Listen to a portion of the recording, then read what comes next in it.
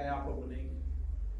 मुझे लगता है कि आने वाले समय के अंदर केंद्र शासित प्रदेश लद्दाख में आमूलचूल परिवर्तन होगा। हमारी लोकसभा की और राज्यसभा की 13 से ज्यादा स्टैंडिंग कमेटी, जिसमें 200 से ज्यादा माननीय सदस्य लोकसभा राज्यसभा के श्रीनगर और जम्मू और लद्दाख क्षेत्र का उन्होंने दौरा किया है। अलग अलग कमेटियों ने सभी स्टेट होल्डरों से, जनता से चर्चा की है। वो भी अपनी रिपोर्ट देंगे। उसके आधार पर, उनके अनुभव के आधार पर, उनकी रिपोर्ट के आधार पर और यहाँ विकास के नए रास्ते खुलेंगे, ताकि ये धरती जो हमारा सिरमौर है, हम यहाँ की संस्कृति को, यहाँ की विरासत को बचाते हुए पर्यटन और इंडस्ट्री सेक्टर को डेवलप कर सके। यहाँ के आर्थिक सामाजिक विकास में यहाँ की पंचायतों का योगदान रहे। ये सभी पंचायतें, यहाँ की जनता आत्मनिर्भर बने, इससे यहाँ के उत्पादकों, यहाँ की हस्तकला को देश विदेश में मार्केट दे सके। इसके लिए भी हमारी कई कमेटियों ने चर्चा की है। मुझे आशा है कि इसके परिणाम शीघ्र आएंगे। एक यूनिट केंद्र शासित प्रदेश है और खासकर लद्दाख में पीआरआई इंस्टीट्यूशन भी आते हैं, काउंसिल भी आते हैं। तो जिस तरह से जब हम पीआरआई मेंबर्स से बात करते हैं तो कहीं ना कहीं कोई मोड़ आता है, उसमें काउंसिल और पीआरआई मेंबर्स के बीच में कहीं ना कहीं कॉन्फ्लिक्ट नजर आता है। तो उसको मद्देनजर रखते क्या लद्दाख के लिए स्पेसिफिक पंचायत राज एक्ट बनाने की जरूरत नहीं है, और दूसरी जानिब काउंसिल एक्ट में भी अमेंडमेंट करने की जरूरत है? इसको मतलब क्या कहना चाहिए? ये विषय सरकार के ध्यान में आया है, क्योंकि अभी लोकतंत्र यहाँ बहाल करना था, इसलिए सरकार ने तुरंत यहाँ पर लोकतांत्रिक संस्थाओं में चुनाव कराए। सभी जनप्रतिनिधियों ने अपने अपने सुझाव दिए। इन सुझावों के आधार पर सरकार कार्य योजना बनाएगी, जिसमें से एक सुझाव ये भी है कि यूनियन टेरिटरी बनाने के बाद पंचायत राज के रूल कंडक्ट बनाने में एक कार्य योजना कैसे बन सकती है।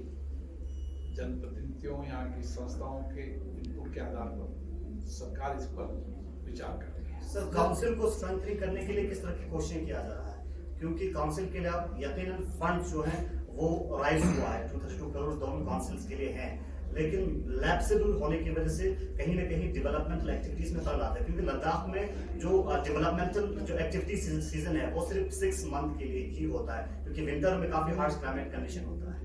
केंद्रीय गृह राज्य मंत्री ने सभी जनप्रतिनिधियों से चर्चा की, संवाद किए।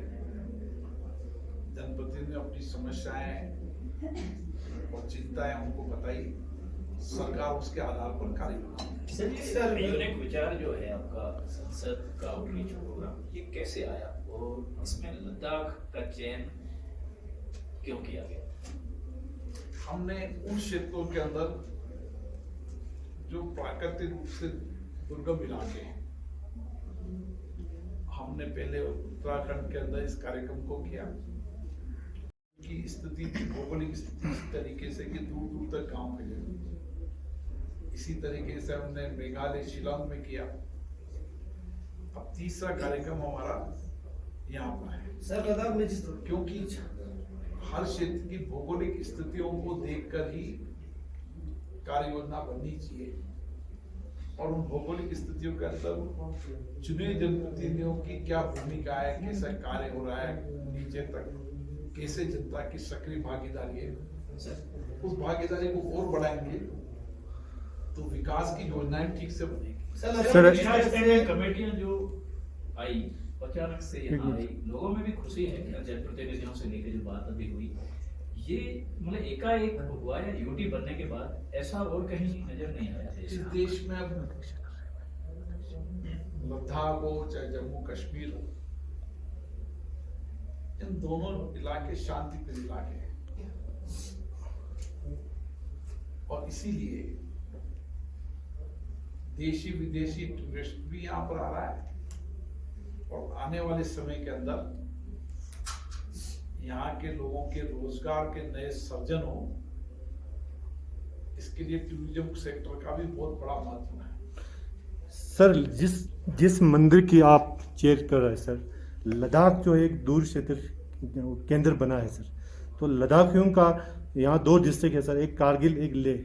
पहले विचारधारा थोड़ा दोनों का नहीं मिलता था सर, अभी दोनों एक ही प्लेटफॉर्म पे आ गया कि लद्दाख को एक स्टेटहुड दिया जाए, तो इस पे क्या विचार है सर? यहाँ की बात सुनी जाएंगी सर? लद्दाख का विचार सुना जाता है, यहाँ के जनप्रति संसद में जो भी अपनी इस क्षेत्र की समस्याएं अभावों को बताते हैं, सरकार के ध्यान में लाते हैं और समय समय पर सरकार जनप्रतिनिधियों के अभाव समस्याएं कठिनाइयों का जवाब देती है और सरकार संवेदना के साथ सभी जनप्रतिनिधियों की का जवाब देती है। लद्दाख की यात्रा को कितना सफल मानते हैं आप?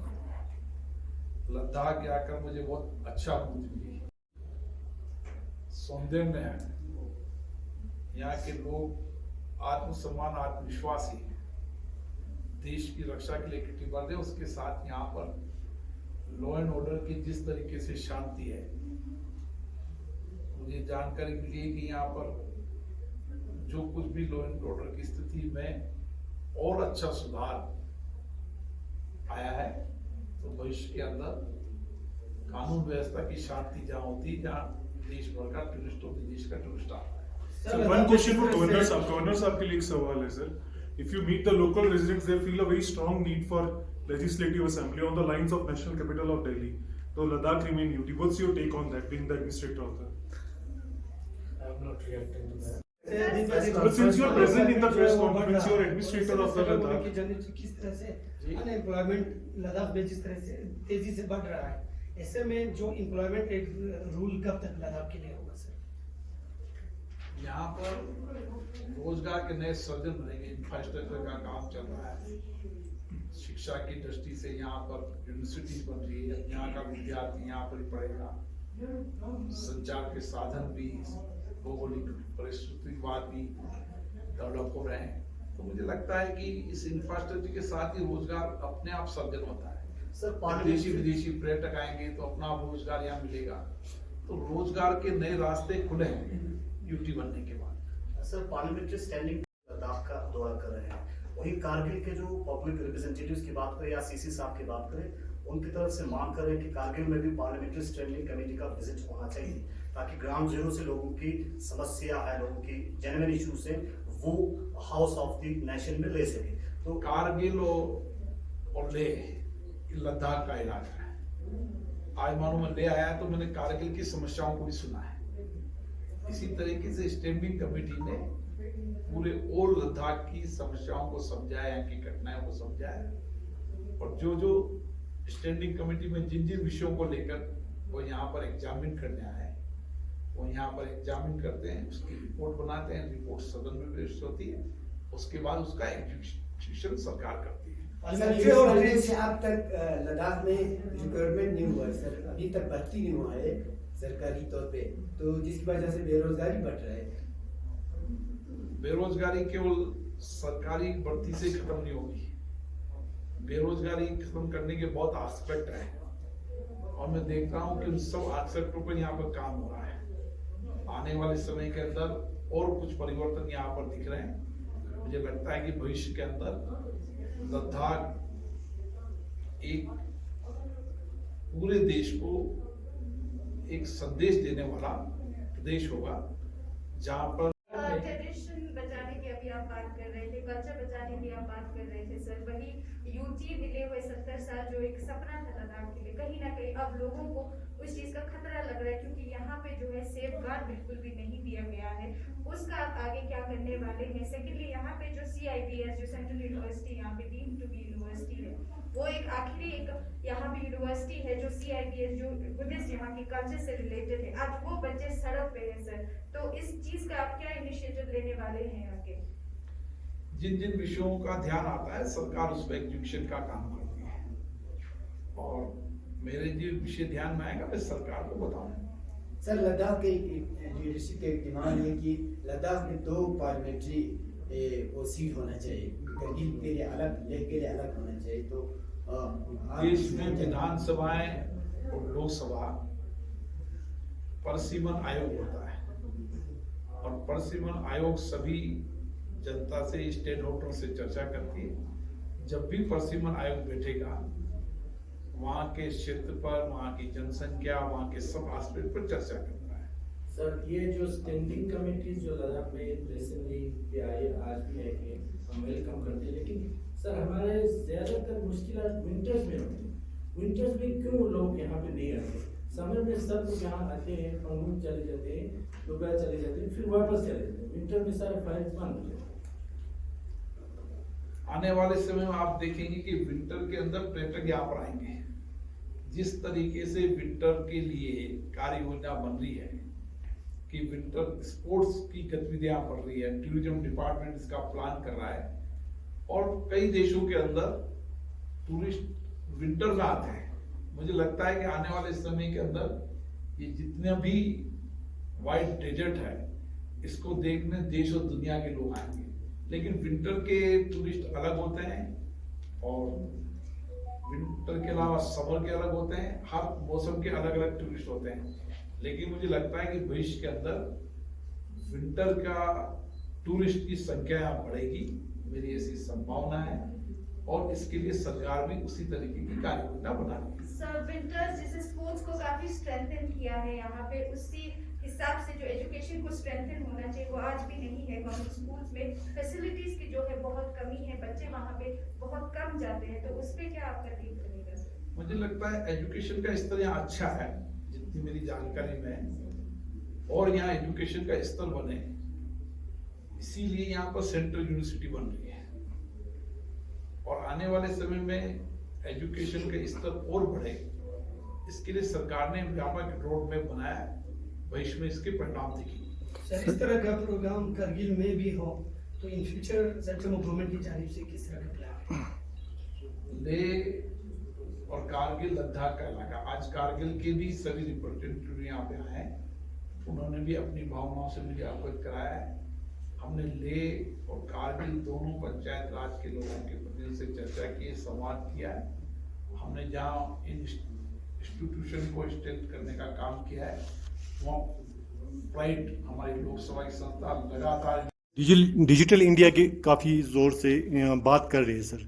तो लद्दाख जैसे इस इलाके में जब बच्चे ऑनलाइन क्लासेस पढ़ते हैं तो बच्चों को पहाड़ चढ़ना पड़ता है सर। तो यहाँ का जो पंचायत राज के कई प्रतिनिधियों ने मुझे अवगत कराया है, लेकिन डिजिटल के लिए एक बड़ा काम यहाँ पे हो रहा है और अभी 60% गाँव को उन्होंने डिजिटल केबल से जोड़ दिया है। सरकार की योजना है कि हम इस दुर्गम प्राकृतिक स्थितियों के बाद भी अधिकतम गांवों को डिजिटल करने में सफल होंगे और भविष्य में इसके परिणाम आएंगे। सर आप पंचायत से लेके पार्लियामेंट तक पब्लिक पार्टिसिपेशन की अपील की गई, लेकिन हम पिछले सेशंस को संज्ञान में लेते हैं तो वो पार्टिसिपेशन नजर नहीं आ रहा है, गलत मैसेज भी दे रहा है।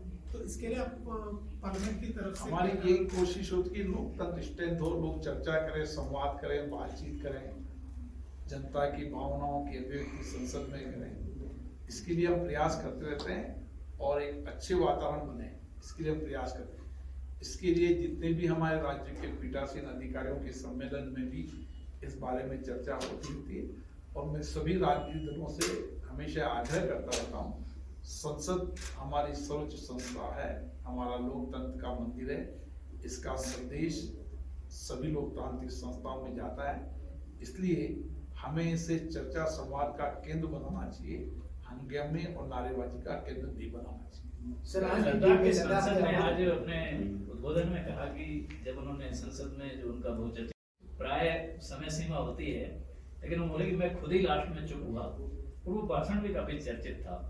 आपका ऐसा स्नेह लद्दाख से, यहाँ के लोगों से कैसे?